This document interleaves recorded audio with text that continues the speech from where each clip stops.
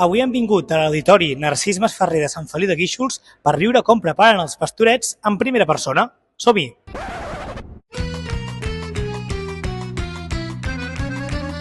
Aquí és Nadal i estic content perquè se m'han trencat les ales i la cadència del meu temps diria que no m'atabala.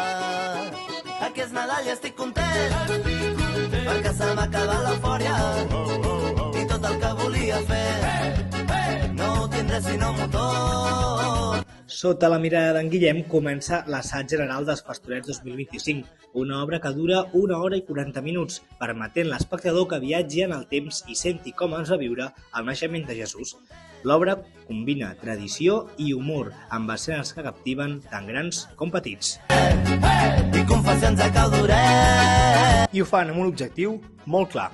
Clar que sí que val la pena treballar, esforçar-se, persistir per un objectiu i que aquest objectiu sigui tan positiu. Ja estic content. Uns pastorets que porten molta feina i molt de temps. I si no, preguntem-li a en Toni. Toni, quant temps fa que ho prepareu? Al setembre així ja comencem ensajos i fer, perquè esclar, cada any, com que hi ha criatures noves i tot això, s'ha d'ensejar més, entens?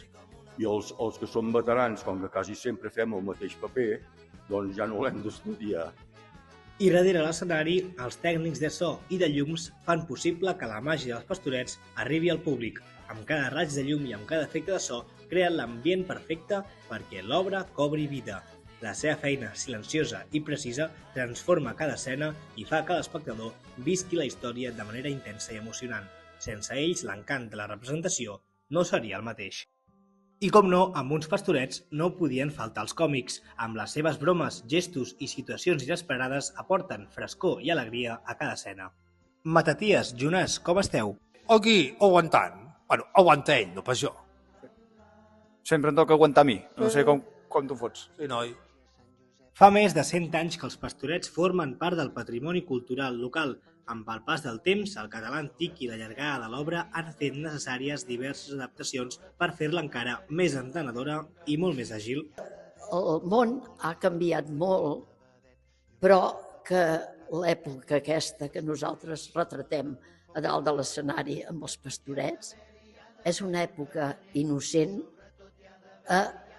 d'amor, d'estimació, de respecte uns pels altres, que jo crec que hauríem de recuperar-ho, perquè ens hem tornat tan materialistes que no ens preocupem dels problemes de l'altra gent. Veuràs que els pastors tots van a una, es comparteixen, fan a la fogata, es comparteixen les mandarines i els talls de pa que porten. Per mi els pastorets és un grup de gent molt dispersa, que tots s'ajunten per un fi comú, i crec que això és el maco dels pastorets, aquesta diversió i aquesta il·lusió que s'hi posa, crec que és el maco dels pastorets, perquè a mi m'agrada. Com una comunió entre tots, entesos, amb una sola fi, que és precisament preservar una de les tradicions més maques que tenim a Catalunya, que són els pastorets, sens dubte.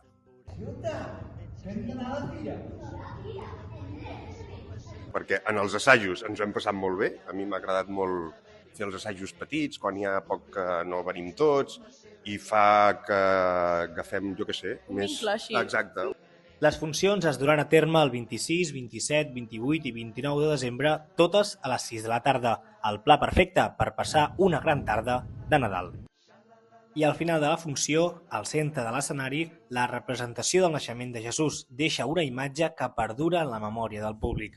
Els actors, la il·luminació i el decorat es combinen per crear un moment màgic que captura l'essència de la tradició i l'emoció del Nadal, regalant a tots una escena que queda per la història.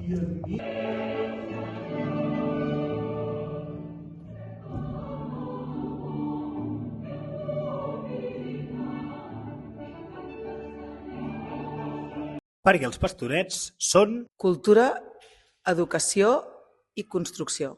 Els trobem tan de bon fer i tan agradables que és una gran sort que els puguem disfrutar cada any. Pasturar les cabres, amb molta il·lusió. Jo anava a dir diversió, però sí, hem de pasturar cabres també. Oh, i tant. Una forma de representar el Nadal a Catalunya. Família i tradició.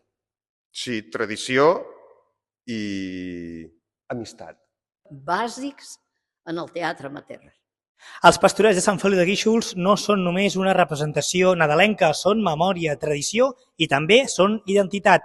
Any rere any, actors i voluntaris pugen a l'escenari per mantenir viva una història que passa de generació en generació i que uneix tot el poble al voltant del teatre i de la cultura popular. Una mostra més de que a Sant Feliu de Guíxols, el Nadal, també es viu entre bambolines. Per suposat, sempre hi ha confessions abans de començar. Sempre entro amb el peu dret a l'escena i si puc evitar, no surto mai per l'esquerra. Jo crec que no podria sortir a escena sense l'escalf dels meus companys. I encara que avui, a Sant Feliu de Guíxols, Fa tramuntana. l'assaig general ha sortit. Bé, molt bé. Tot a punt. Marcel Fradera, Frae TV, Sant Feliu de Guíxols.